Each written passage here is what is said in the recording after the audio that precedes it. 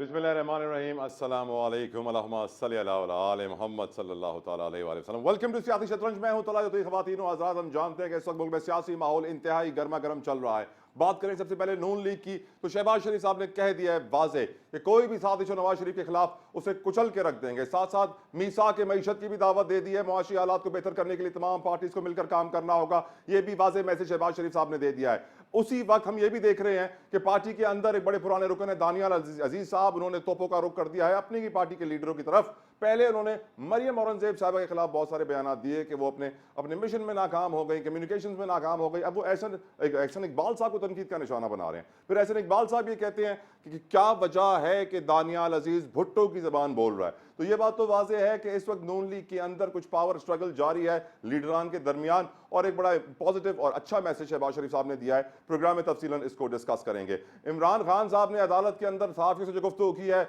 बड़ा नाम ले लिया है। वही बड़ा नाम जो नवाज शरीफ साहब ने भी लंदन में लिया था और फिर रिवर्स गियर मारना पड़ा था, जिसके ऊपर बहुत सारे तज्जियाकारों ने बोला कि सॉफ्टवेयर अपग्रेड हो गया है क्योंकि बड़ा नाम लिया है तो मुश्किल में पड़ गए हैं, इसीलिए अपने इस बयानिए से पीछे हट गए थे नवाज शरीफ साहब। अब देखना यह है इमरान खान भी पीछे हटेंगे या नहीं। अगर इसी बयानियों का आगे भी रखा उन्होंने तो इस बात में कोई शक व शुबा नहीं, यकीन होना चाहिए कि उनके लिए मुश्किलात बहुत ज्यादा बढ़ेंगी। मौलाना फजलुर रहमान ने अपनी ख्वाहिश का इजहार कर दिया है, वो सदर बनना चाहते हैं पाकिस्तान के। सदर मुमलिकत उनके सीनियर रहनुमा हैं। हमदुल्ला साहब ने यह एतराफ़ किया कि अगर वो बन सकते हैं डेमोक्रेटिक अलायंस के, तो फिर वो PDM के अगर सदर बन सकते हैं तो मुल्क के भी सदर बन सकते हैं। खैर, लेकिन इस वक्त हम जानते हैं कि सबसे जरूरी किरदार पाकिस्तान में निगरान हुकूमत के अलावा इलेक्शन कमीशन ऑफ पाकिस्तान का है। एक तरफ हम देख रहे हैं कि स्टॉक मार्केट नए नए रिकॉर्ड्स कायम कर रही है और बताया जा रहा है कि मुल्क की मईशत पर बड़े अच्छे असरात मुरतब हो रहे हैं, सरमायाकारी आ रही है, चीफ अवामी स्टाफ निगरान हुकूमत बहुत मेहनत कर रही है, SIFC बहुत काम कर रही है। लेकिन उसी वक्त हम ये भी देखते हैं कि इलेक्शन कमीशन ऑफ पाकिस्तान,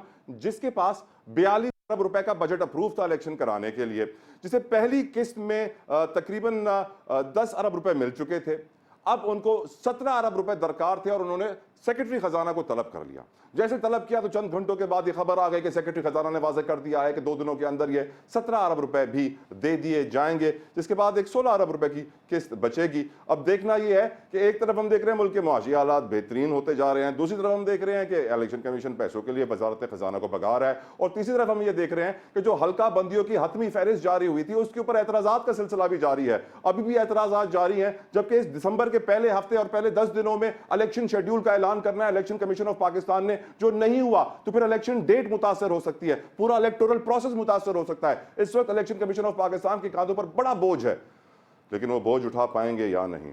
हमारे साथ गुफ्तगू करने के लिए कमान पैनल इस वक्त मौजूद है प्रोग्राम के अंदर। स्टूडियो में वेलकम मैं करना चाहूंगा साजिद अहमद साहब हैं, साबिक MNA हैं MQM पाकिस्तान से। साजिद साहब, thank you so very much sir for giving us your time. Nisar Ahmed Khodo साहब मुझे ज्वाइन कर चुके हैं, बहुत बड़े सियासतदान पाकिस्तान के और पाकिस्तान पीपल्स पार्टी के सीनियर रहनुमाएं। खोड़ो साहब, जज़ाकल्लाह खैर, आपकी बड़ी मेहरबानी सर, आप अपना टाइम निकालते हैं। साथ साथ मुस्लिम लीग नून से हमारे साथ राना एहसान अब्दुल साहब मौजूद है। राना साहब, thank you so very much sir for giving us your precious time. आगे चलकर हमें PTI के भी कुछ लीडर्स ज्वाइन करेंगे प्रोग्राम में। अकबर एस बाबर साहब से भी हमारी गुफ्तगू होगी, नहीं मैदर पंचोता भी हमें ज्वाइन करेंगे। लेकिन पहला सवाल मैं कर लेता हूं अब, क्योंकि यकीनन नून लीग का भी हमने इब्तदाई में बताया आपको कि बड़ी मुश्किलात से दो चार है, अंदर ही अंदर कुछ चल रहा है। तो राना साहब, अगर आपसे शुरू करना चाहूँ, क्योंकि आपकी पार्टी इस वक्त कहा जा रहा है कि रूलिंग पार्टी और किंग्स पार्टी भी है।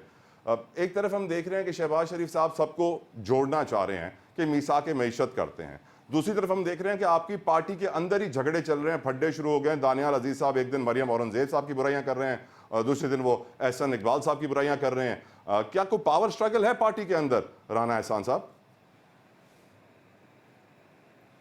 अभी इस वक्त टिकट्स अलॉट करने के फेज में है और इंटरव्यूज चल रहे हैं, तो डेफिनेटली इसके अंदर जो टफ वॉर्स होती हैं वो सामने आती हैं और हर एक की मर्जी होती है कि यहाँ वो कैंडिडेट हो, इधर वो हो, तो इसके अंदर फ्रिक्शन जो है with in the party create कर ली जाती है।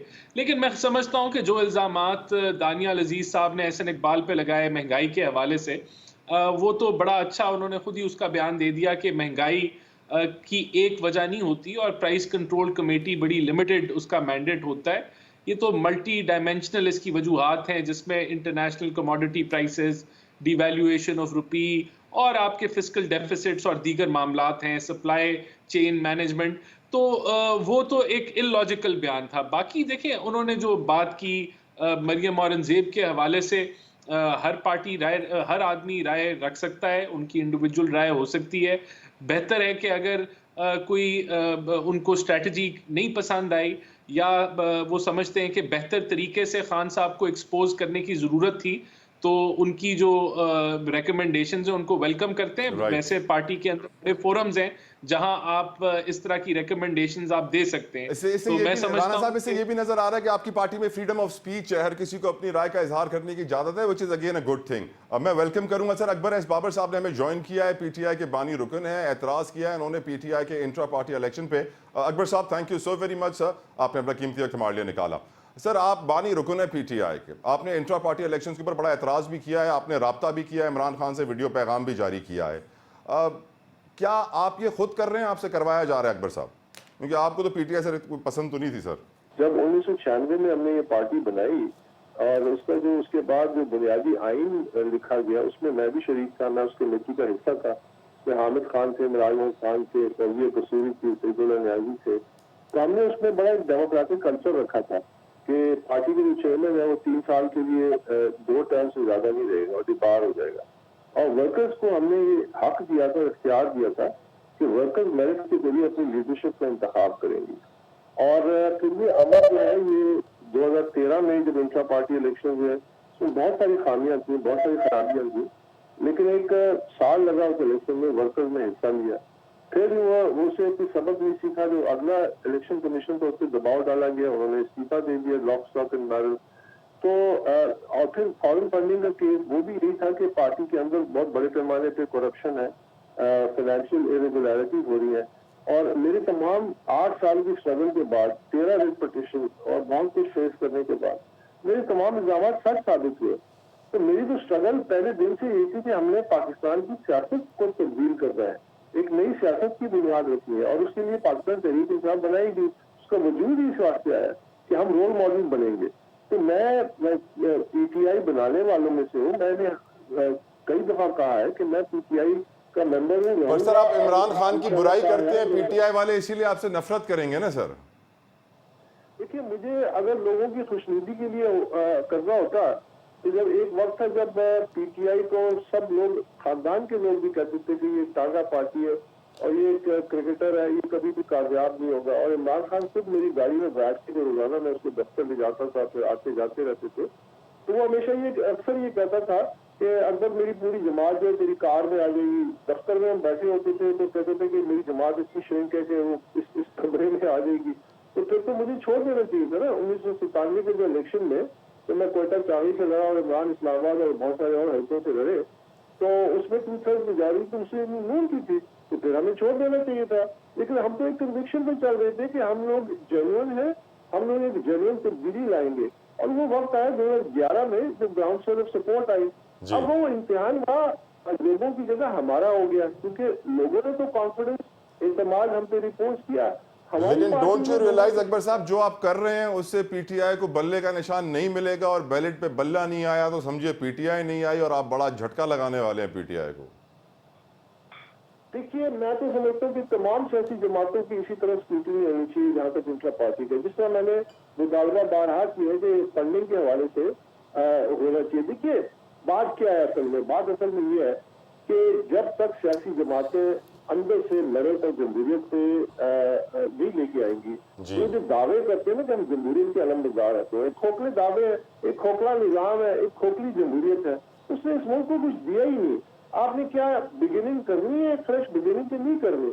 अगर बरतानिया में एक इंडियन निजाज वज़ीर आज़म बन सकता है अपनी जमात के मेरिट के ऊपर आके, एक पाकिस्तानी निजाज लंदन का मेयर बन सकता है, क्या पाकिस्तानी ये सोच सकते हैं? अब मैं कहते हैं, जिस आप ही कह रहे हैं कि जी मेरी ये जो स्ट्रगल है इससे अगर पीटीआई को मजीद, भाई पीटीआई को नुकसान तो उन लोगों ने पहुंचाया।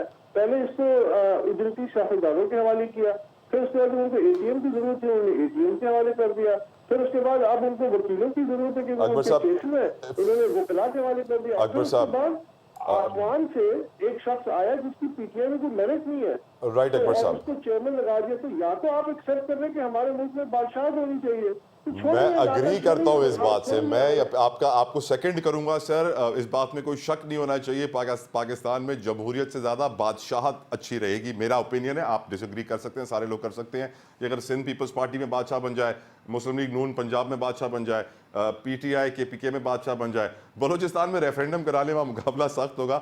लेकिन एक मुझे ब्रेक का कहा जा रहा है, खोड़ो साहब और साजिद साहब से मुझे गुफ्तगू करनी है इलेक्शन कमीशन ऑफ पाकिस्तान के किरदार पे, हल्का बंदियों की हतमी फहरिस्त और उस पर उठने वाले एतराजात पे, और आने वाला रोल इलेक्शन शेड्यूल कब अनाउंस होगा, पूछेंगे अपने मेहमानों से इस ब्रेक के बाद।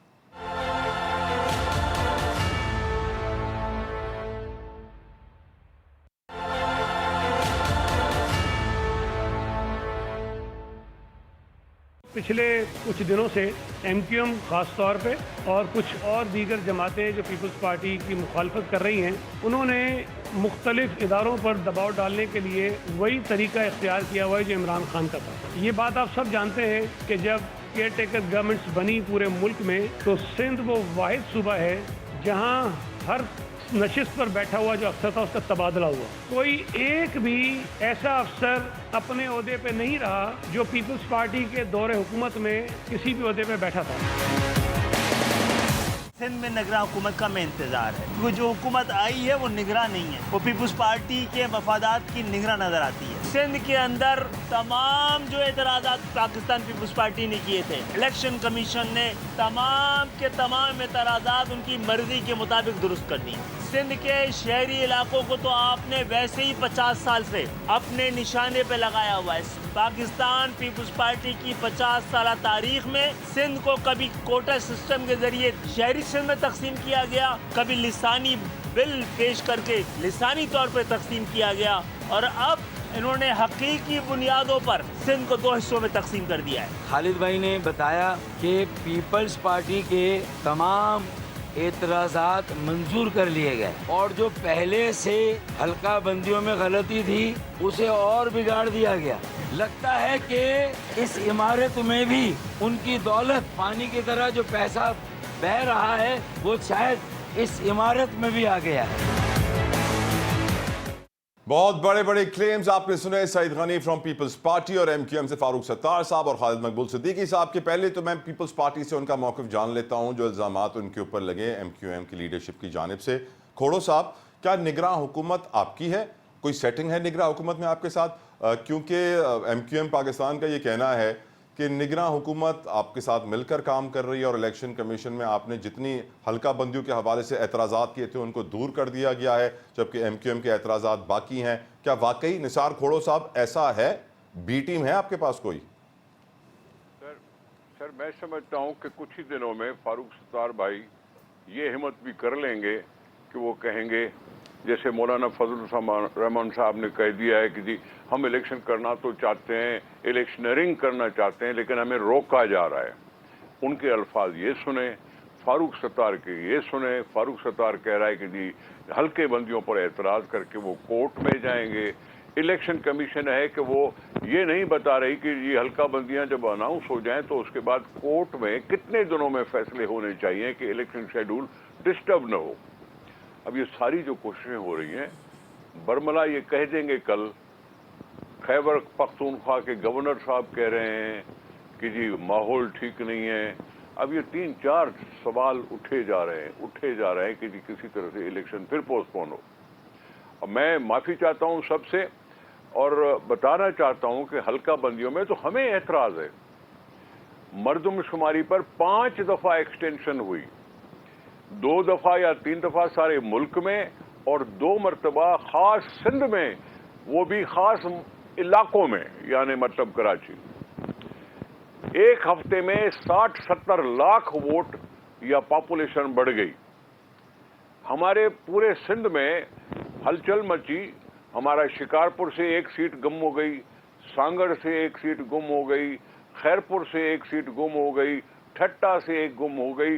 ये 4 सीटें तो हमारी उन इलाकों से निकल के कराची की तरफ आई हैं। कराची में 1 सीट बढ़ी या 2 सीट बढ़ी, जो भी बढ़ी है, लेकिन हमें शिकायत होनी चाहिए ना। अगर हम समझते हैं कि जी कराची में हमारा कोई असर रसूख नहीं है, हम तो मानते हैं कि हमारा है कराची में भी असर रसूख। पीपल्स पार्टी का झंडा या पीपल्स पार्टी का तीर हर जगह पहचाना जाता है। हमने इस पे इतना एतराज नहीं किया। हम चाहते हैं कि जैसे पिछली 2018 में खास मेहरबानी करके सारी पॉलिटिकल पार्टियों ने कही कि वन टाइम लीव देते हैं, चाहे मर्दमशुमारी कंट्रोवर्शियल हो, लेकिन फिर भी वन टाइम लीव देते हैं कि जी इलेक्शन कहीं इधर उधर ना हो जाए।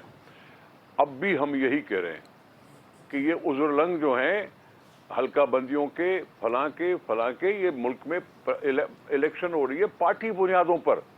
पार्टी बुनियादों पर इलेक्शन हो रही है, चाहे मोहल्ले की एक गली दूसरी तरफ हो या तीसरी गली दूसरी तरफ हो। जब पार्टी का प्लेटफॉर्म है तो फिर क्यों एतराज करते हैं? ये क्यों कहते हैं कि जी हमें हल्का बंदियां ठीक करा के नहीं गई? मेरा घोटकी में उबाड़ो की सीट डिस्टर्ब हो गई, मेरी खैरपुर में एक सीट ही गुम हो गई, एक सीट ही गुम आई। शिकारपुर में एक नई सीट सी बना दी गई है जो मुख्त 2 इजला पे मुश्तमिल है। ये इलेक्शन कमीशन ने अपने लिए अख्तियारात लिए कि जी हम बॉर्डर क्रॉस कर सकते हैं, इजला का बॉर्डर क्रॉस करके दूसरे इजला का भी इलाके को मिला सकते हैं। ये मैं समझता हूँ फजूल सी बहस है, नहीं कहना चाहिए। अब और क्या कहूँ मैं, सईद गनी साहब अभी शायद थे लाइन पे या पहले रिकॉर्डेड थी उसकी स्टेटमेंट, तो हकीकत है पंजाब का आईजी चेंज हुआ नहीं, केपी का आईजी चेंज हुआ नहीं, बलूचिस्तान का आईजी चेंज हुआ नहीं, हमारे 22 ग्रेड के अफसरान विदाउट पोस्टिंग बैठ गए। हमारा आईजी ऐसा लाया गया कि मुख्तलिफ अफसरान ने ड्यूटियां करना छोड़ दी। ये सब किसके निगरान हुकूमत में अगर ये हुआ है तो फिर उसको पीपुल्स पार्टी की निगरान हुकूमत कैसे कहा जा रहा है? हमारे कौन से वजीर बैठे हैं तुम्हारी निगरान हुकूमत में? आप ही सब कुछ हो, आपके सामने सब कुछ पेश किया जा रहा है। वो अफसरान तबादला कर गए, पुलिस अफसरान ने एहतजाजन छुट्टी ले ली, हल्का बंदियां चेंज हुई। कराची में एक हफ्ते में 70 लाख आदमियों की ज्यादा गिनती हुई जो 3 महीने में नहीं हुई। ये आपने करवाया, आपने शुक्रिया अदा किया शहबाज शरीफ का कि जी बहुत बड़ी मेहरबानी है कि उन्होंने एक्सटेंशन करके दी है और हम 70 लाख पॉपुलेशन बढ़ा के दिखाने में कामयाब हुए हैं। ये आपके लीडरान का ये ऐलान है। तो आप क्यों ऐसे खामखा कर रहे हैं कि इलेक्शन को फिर तजब्जुब में डाल दें, इलेक्शन को फिर से अल्लाह ना डर करे। लगे कि पता नहीं जी लेकिन शेड्यूल का ऐलान टाइम पे होना बहुत जरूरी है। साजिद साहब, बड़ा वाजे खोड़ो साहब ने कह दिया सब कुछ। वालेकुम अस्सलाम। अच्छा देखिए, एक तो इसमें कोई शक नहीं कि इलेक्शन कमीशन सिंध वो पीपल्स पार्टी की part of the Peoples Party है, उसको मैं ये कहूँगा ना। अच्छा, वो इसलिए कि पीपल्स पार्टी ने इलेक्शन कमीशन सिंध के अंदर 40 एतराज़ात दाखिल किए थे और एमक्यूएम ने 20 एतराज़ात दाखिल किए थे। पीपल्स पार्टी के तमाम एतराज़ात एक्सेप्ट किए और एमक्यूएम के 20 की 20 एतराज़ात को उन्होंने रिजेक्ट किया। इस पर हमारा सवाल था।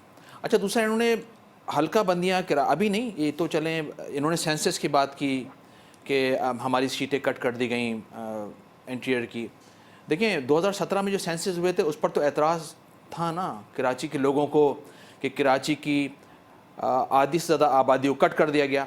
तो कराची का ये हक़ था कि Karachi census department, Karachi supreme court of Pakistan जाता, कराची सिंध हाई कोर्ट जाता, कराची कौमी असम्बली में जाता, कराची जाता वज़ीर-ए-आज़म पाकिस्तान के पास सेनेट में, कौमी असम्बली में, और वहाँ कराची की जमात एमक्यूएम ने आवाज़ भी उठाई और वहाँ अपना मुकदमा भी रखा। और दुनिया ने देखा कि जब दोबारा 5 साल बाद, और हमने एविडेंस दिए तमाम के तमाम कि कहाँ कहाँ पीपल्स पार्टी के लोगों ने मामला सेंसस डिपार्टमेंट को किस तरह यूज़ किया है, ठीक है ना, और उनको ख़रीदा है और किस तरह से कराची की आबादी को कम किया गया है।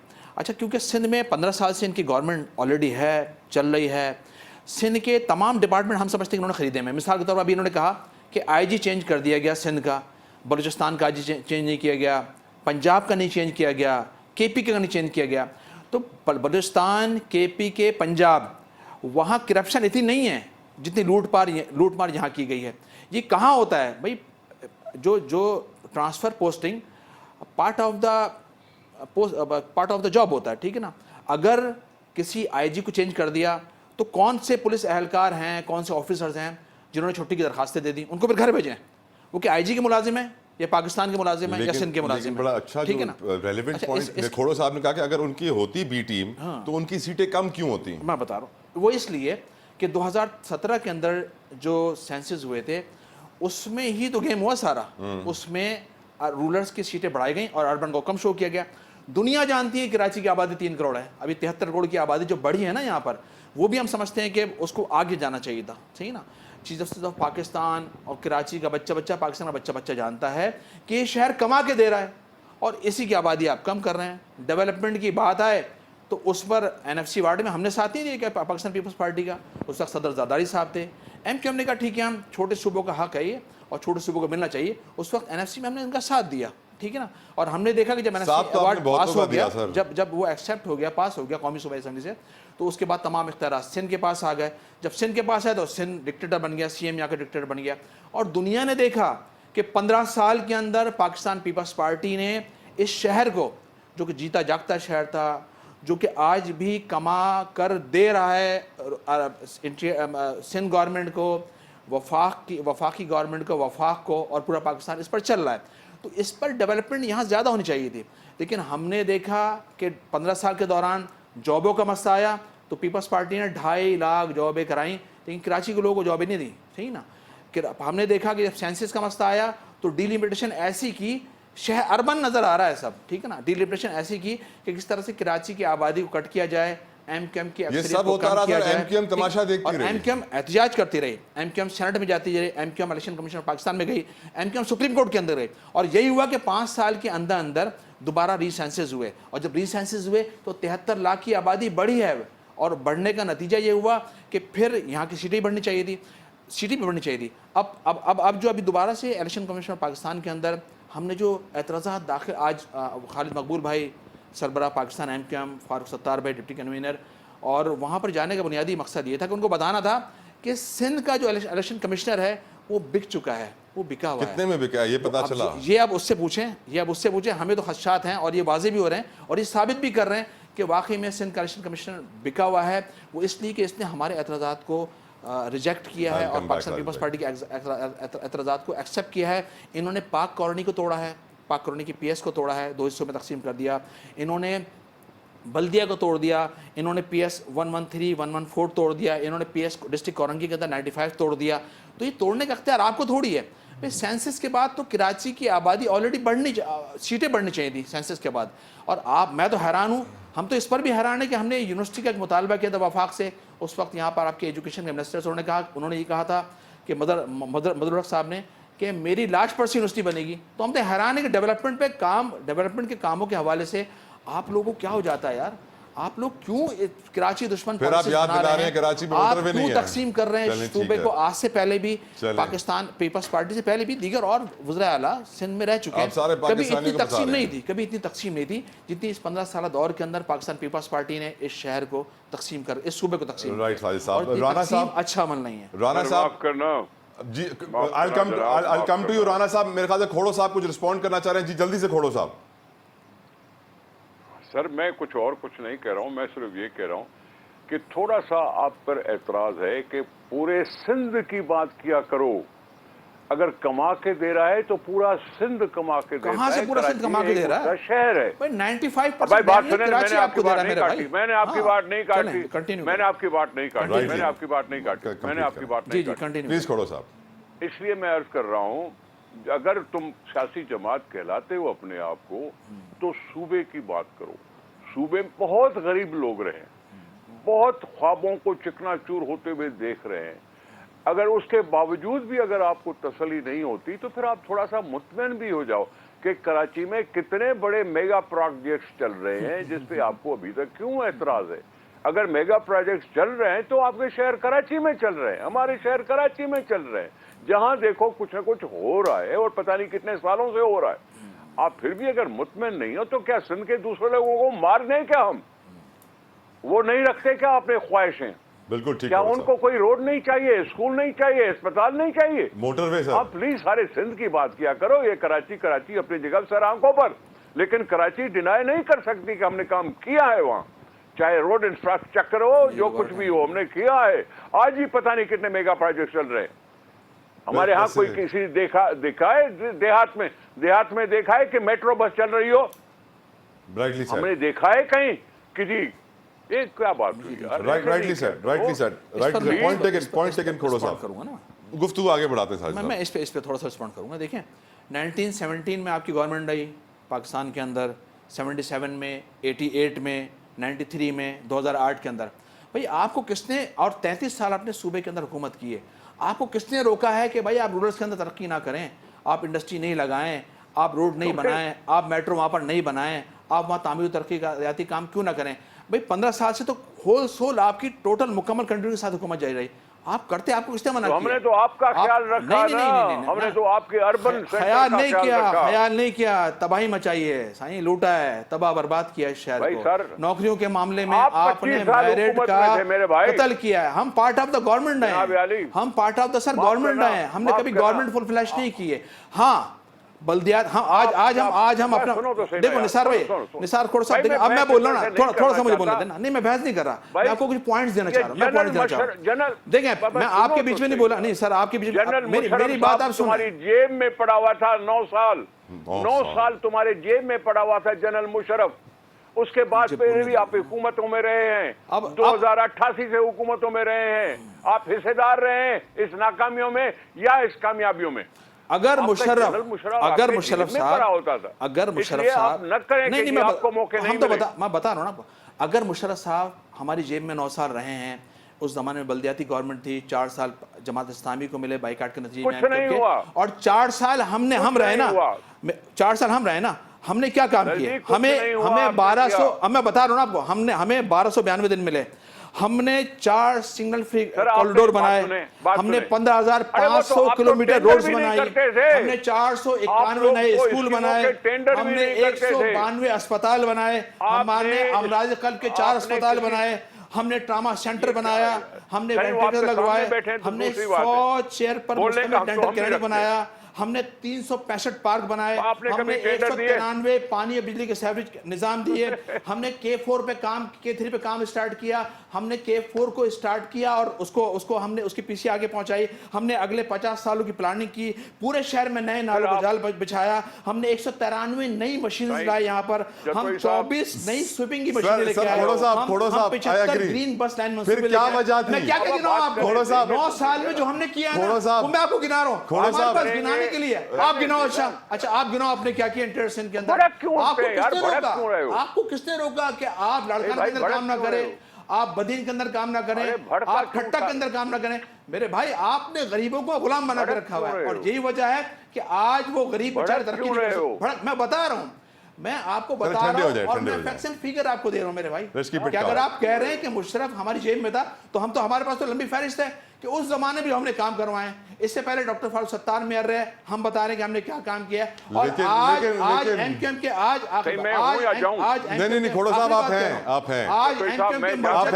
हैं खोड़ो साहब, नहीं क्या बात करें खोड़ो साहब, फिर मैं एक सवाल पूछता हूँ, अगर एमक्यूएम ने तो हमारी सुने ना, अगर आप भी तो हमारी सुने, इनकी बातों का एक ही जवाब है। जी खोड़ो साहब, जब आपने इतना कुछ किया है, जब आपने इतना कुछ किया है, जनरल मुशर्रफ को जेब में रख के भी घूमते रहे, आप इलेक्शन से मत डरो ना, मुख्तलिफ बहाने करके इलेक्शन से भागने की कोशिश इलेक्शन से नहीं डर रहे, इलेक्शन लड़ेंगे, बहाने बना के इलेक्शन से भागने की कोशिश कर रहे हैं, इस पर बोलेंगे, ये हमारा हक है, हम गुलाम नहीं है, हम गुलाम नहीं है, हम मजारे नहीं है कोई, हम मजारे भी नहीं है, हम भाग नहीं रहे, हम लड़ रहे हैं, हम अपना मुकदमा इलेक्शन कमीशनर ऑफ पाकिस्तान के पास गए, उससे लड़ रहे हैं, हम सुप्रीम कोर्ट का, हम तो मुकदमा लड़ेंगे ना, हम गुलाम थोड़ी हैं। अब मैं ठंडा करना चाहूंगा, पानी डालना जरूरी है, पानी डालना जरूरी है राज भाई, चेंज करो, थोड़ा सा टॉपिक चेंज करने दें, लेकिन मैं सोचने पर मजबूर होकर एमक्यूएम की इतनी अच्छी परफॉर्मेंस थी, तो 2018 में इतनी कम सीटें क्यों मिली एमक्यूएम को? राना साहब, आपके पुराने इत्तेहादी और मौजूदा इत्तेहादी आपस में आप देख रहे थे किस तरह बयानात का तबादला कर रहे थे, आपसे मुझे इंपॉर्टेंट सवाल पूछना है, लेकिन प्रेशर है बड़ा ब्रेक का। Sir please stay with us, एक ब्रेक ले लेते हैं, जल्दी से वापस आइए।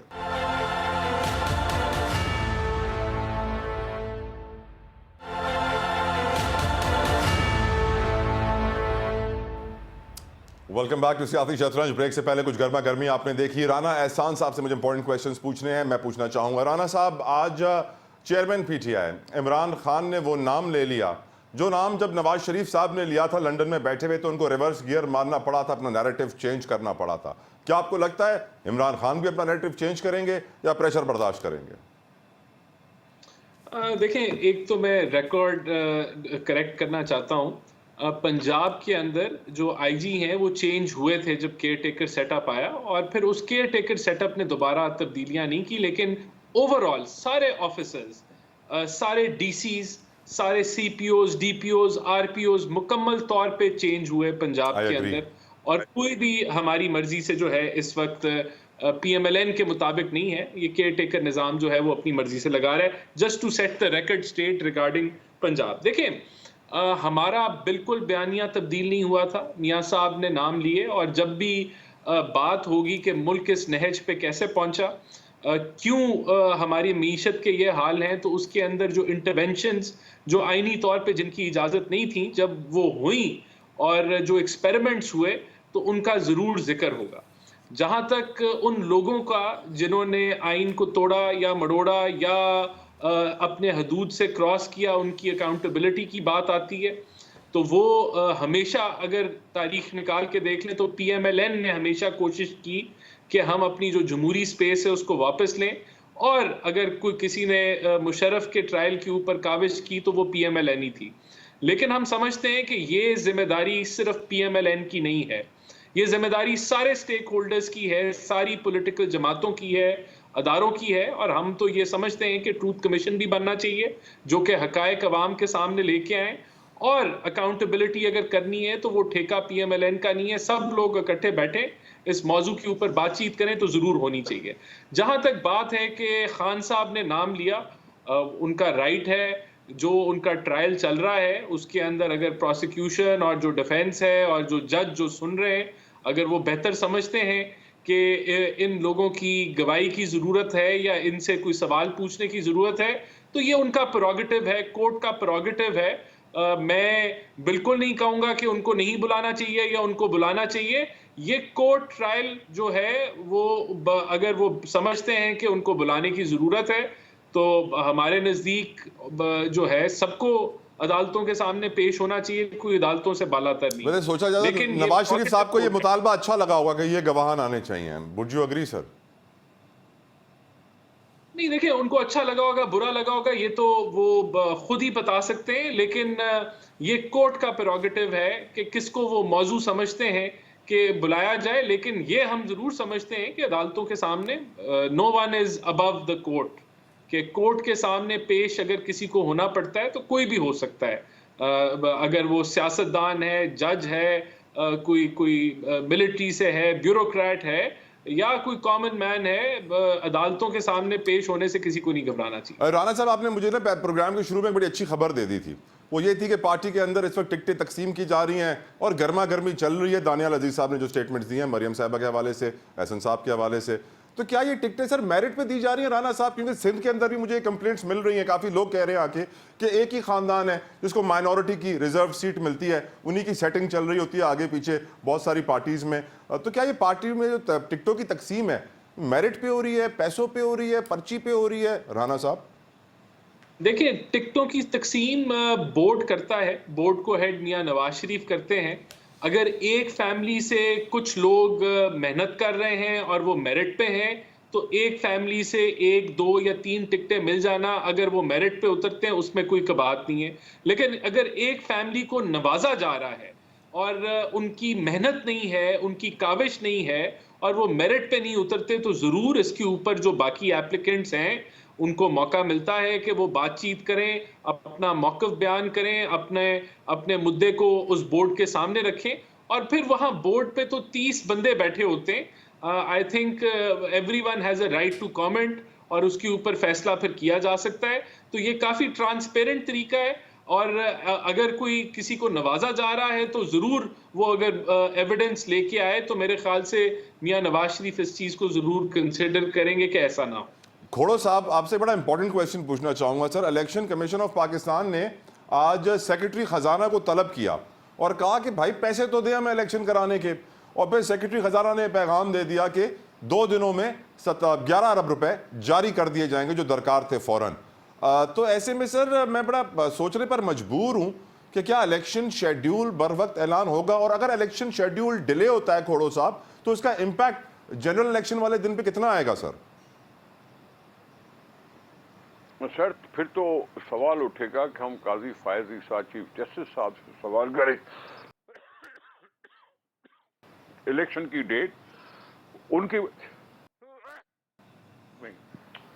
डेट उनकी वजह से हमें मिली। सियासी पार्टियों ने डिमांड किया, लेकिन सियासी पार्टियों को उन्होंने जवाब कोई नहीं दिया इलेक्शन कमीशन ने।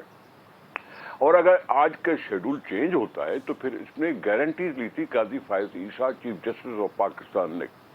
अब फिर सवाल उनकी तरफ उठेगा कि वो अपने कितनी दौर पर, उन्होंने कहा था कि अगर इससे डेट पर अमल नहीं होगा तो कंटेम्प्ट ऑफ कोर्ट भी हो सकता है। पिछले चीफ जस्टिस ने तो कंटेम्प्ट ऑफ कोर्ट नहीं किया था, 14 मई पंजाब में इलेक्शन कराने के लिए उन्होंने तो जाने दिया। लेकिन काजी फायज ईसा साहब से दूसरी उम्मीद है कि वो इंश्योर करेंगे कि इलेक्शन की डेट इधर उधर ना हो जाए। मैंने प्रेस कॉन्फ्रेंस में डिमांड किया है इलेक्शन कमीशन से कि अगर कोई कोर्ट में जाता है एतराज के तौर पर इस मरदमशुमारी पर, तो उनको टाइम लिमिट तो दो कि कितने दिनों में वो फैसला करके वापस भेजेंगे इलेक्शन कमीशन को। ये भी अभी तक खुल्लम खुला बात नहीं है। तो ये सारी सवाल हैं, इसलिए मैं नहीं चाहता कि इलेक्शन कहीं किसी तरह से भी गड़बड़ हो और इलेक्शन पूरे टाइम पे हो जाए। हम ये इसके हामी हैं कि इलेक्शन हो। दूसरे अगर पार्टियां कोई बहाना बना रही हैं, देखें बहाना बनाने के लिए क्या है, गवर्नर केपी कह रहा है कि जी हालात ठीक नहीं है, मौलाना फजल रहमान साहब कह रहा है कि जी मैं इलेक्शन करना तो चाहता हूं, लेकिन हमें रोका जा रहा है इलेक्शन कैंपेन चलाने से। फिर दूसरे एमक्यूएम साहबान अब मरदमशुमारी और हल्का बंदियों पर एतराज किए हुए। ये सूट नहीं करता पॉलिटिकल पार्टीज को इस इम्तिहान से दूर भागना। बिल्कुल ठीक, बिल्कुल ठीक खोड़ो साहब, बड़ा अच्छा आपने कंसर्न रेस किया है सर। खोड़ो साहब एक ब्रेक का मुझे कहा जा रहा है, ब्रेक से वापस आएंगे और यही मुद्दा जो अभी निसार खोड़ो साहब ने आपके सामने रखा है दूसरी पार्टीज के सामने हम रखेंगे, एमक्यूएम से भी जवाब लेंगे, नून से भी, ब्रेक के बाद।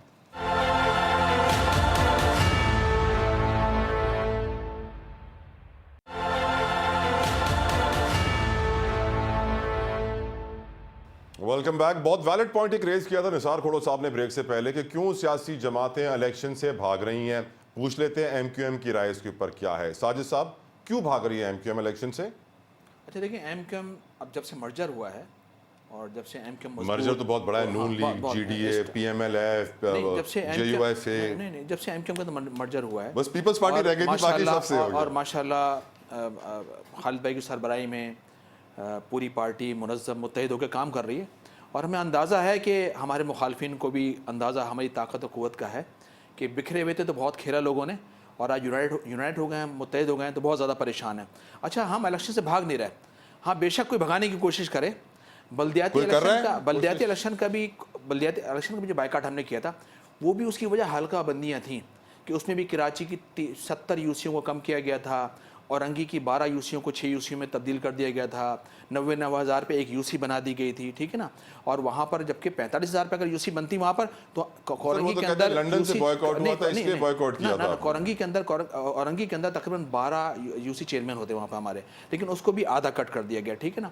कराची के लोग एमक्यूएम के साथ हैं, एमक्यूएम ने बाइकाट किया। दुनिया ने देखा कि जो लोग जीतने वाले थे उनके पल्ले कुछ नहीं पड़ा। अच्छा, दूसरा ये कि अब तो लंदन से बॉयकॉट नहीं होगा ना। हेलो, हमें कोई फर्क नहीं पड़ा। कमिंग टू यू खोड़ो साहब। इसके अलावा देखिए, मैं अब मुझे बोलने दें, कमिंग टू यू सर, बस आखिरी बात कर रहे हैं। अच्छा देखें, इसके अलावा हम भागने वाले नहीं हैं।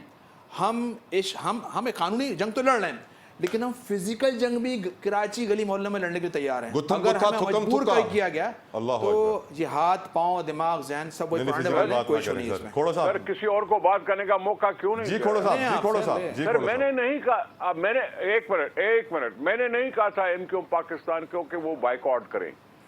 2001 में उन्होंने लोकल बॉडी इलेक्शन का फिर बाइकआउट किया, मैंने नहीं कहा था कि वो बाइकआउट करें।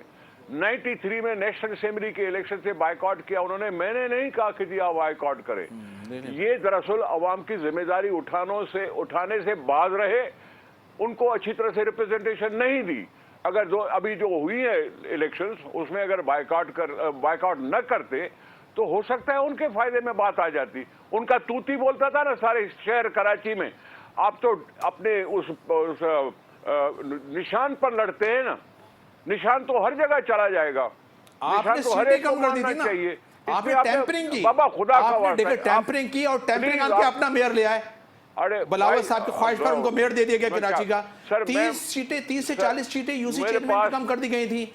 पार्टियों के साथ, कौमों के साथ, पार्टियों के साथ ज्यादतियां करना छोड़ दें। ये कौमें और पार्टी आपके गुलाम नहीं है, आपके गुलाम नहीं है। ये शहर आपको कमा के दे रहा है, ये शहर आपको सब कुछ दे रहा है। लेकिन खुदा हाफिज़, लेकिन खुदा मैं हाफिज़। बिल्कुल, अल्लाह सोचने पर हाफिज़। मजबूर अल्लाह हूँ, मैं हाफिज़। सोचने पर मजबूर हूँ साजिद साहब, अगर आपकी इतनी अचीवमेंट्स हैं कराची के लिए, जी। तो फिर क्यों 2018 में आपकी सीटें इतनी कम हो गई?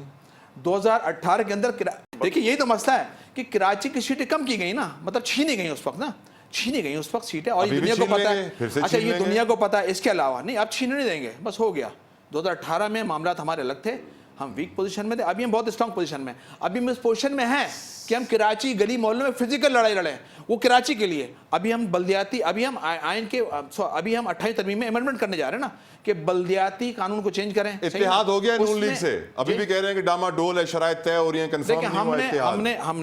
हमने 28 तरमीम में और 28 तरमीम के अंदर मजीद अमेंडमेंट का कहा है कि बल्दियाती सिस्टम को स्ट्रॉन्ग किया उस पे जाए। इत्तेफाक हो और गया। होता ये कि एक पाकिस्तान के अंदर प्राइम मिनिस्टर है और 4 CM है और चारों के चारों डॉन बने हुए हैं। अच्छा, वो सर, इख्तियार ऐसे नेशनल लेवल तक ना ले रहा है। इत्तेफाक मैंने अपनी छोटी सी जिंदगी में कुछ 6-8 तो मैंने देख लिया। लेकिन अब जो हमारा नून लीग से हुआ ना, वो सिर्फ लोकल गवर्नमेंट सिस्टम पर हमारा इनसे इत्तेहाद हुआ है कि आप इस अमेंडमेंट को करेंगे लाजमी। वो इसलिए कि और हम कराची के लिए नहीं मांग रहे, हम सिंध के लिए नहीं मांग रहे, हम पूरे पाकिस्तान के लोकल बॉडीज को स्ट्रॉन्ग करना चाहते हैं। सर, सिंध में अच्छा, मोटर उसको पे तो स्ट्रॉन्ग नहीं आए करने का साजिद भाई। बुनियादी मकसद ये है कि पाकिस्तान के लोग मजबूत होंगे, गरीब सिंधी मजबूत होगा, गरीब पंजाबी मजबूत होगा, गरीब बलूच मजबूत होगा, कि जब फंड CM की बजाय डायरेक्ट सिटी गवर्नमेंट को, यूसीज को आएंगे, तो वो उसका यूटिलाइज करेंगे सर, बेहतर अंदाज में, वक्त की कमी, बेहतर अंदाज में काम वक्त की करेंगे, कमी है डेवलपमेंट का सर। काम करेंगे। बहुत बहुत शुक्रिया ओके, साजिद अल्लाह। साहब, खोड़ो साहब, राना एहसान साहब, अकबर एस बाबर साहब। मैं तो बस यही कहूँगा कि जो तरक्की मुझे पंजाब में देखने को मिल रही है, KPK में देखने को मिल रही है, वो जिस दिन बलूचिस्तान और सिंध में देखने को मिलेगी, वही मोटरवे यहाँ पर भी बनेंगे, उस दिन मैं कहूँगा कि अब कोई तफरीक नहीं है, सबको बराबरी की बुनियाद पर डेवलपमेंट दी जा रही है। प्रोग्राम का वक्त तमाम, अपना बहुत ख्याल रखिएगा। अंटिल नेक्स्ट टाइम, अल्लाह हाफिज़।